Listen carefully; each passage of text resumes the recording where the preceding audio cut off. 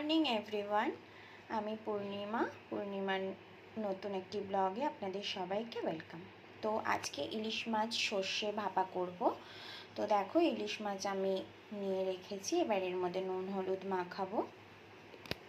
এদিকে আমি কালো সাদা সর্ষে আর একটু পোস্ত জলে ভিজিয়ে রেখে দিয়েছি। নুন হলুদ আমার দেওয়া হয়েছে, এবার আমি মাছটাকে মাখিয়ে রেখে দেবো।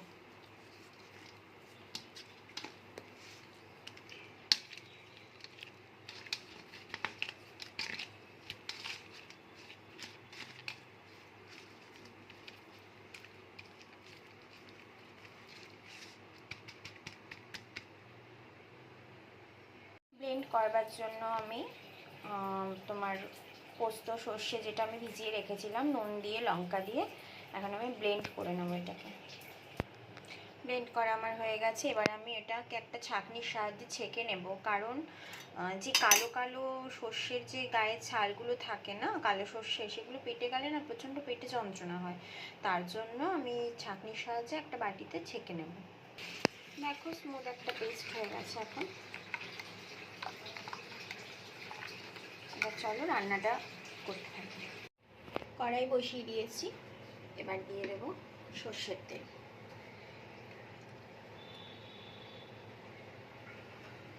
দিয়ে দিলাম সর্ষের তেল। তেলটা একটু গরম হোক, কালো জিরে ফোড়ন দিয়ে দিলাম।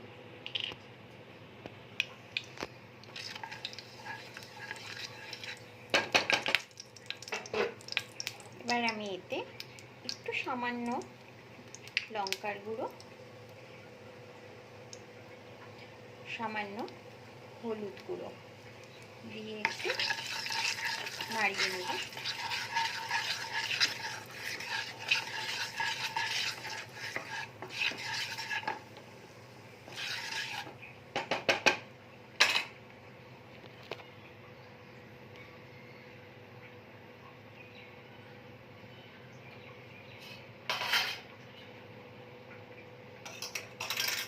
এবার আমি এতে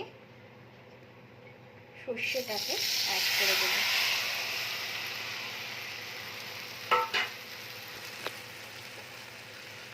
তোমরা দেখতে থাকো প্রসেসটা, স্টেপ বাই স্টেপ করবে। খুব সুন্দর হয় খেতে, কোনো তিতও লাগে না সর্ষেতে, কোনো কিছু না, খুব সুন্দর ঝাঁঝ একটা, খুব টেস্টি হয় খেতে, আর পেটের ব্যথাও হয় না। এবার একটুখানি ফুটুক। দেখো ফুটে এসেছে, আমি গ্যাসের ফ্লেমটাকে এবার একদম লোতে করে দেব। করে আমি একের পর এক মাছ এর মধ্যে বসিয়ে দেব।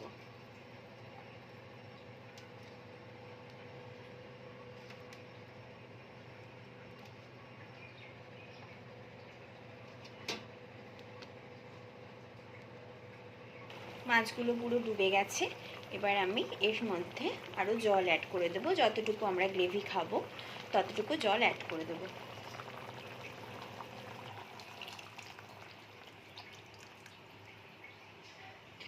জল আমি অ্যাড করে দিয়েছি।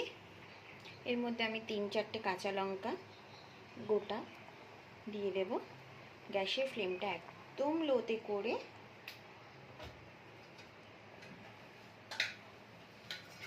আমি ঢাকা দিয়ে দেব। ফিরে আসলাম 10 মিনিট পর, দেখি কেমন আছে। দেখো এই অবস্থায় রয়েছে। আমি ঝোল গ্রেভি আর কি কমাবো না, তো আমি এখন গ্যাসের ফ্লেমটা অফ করে দেব। এই হলো আজকের রেসিপি।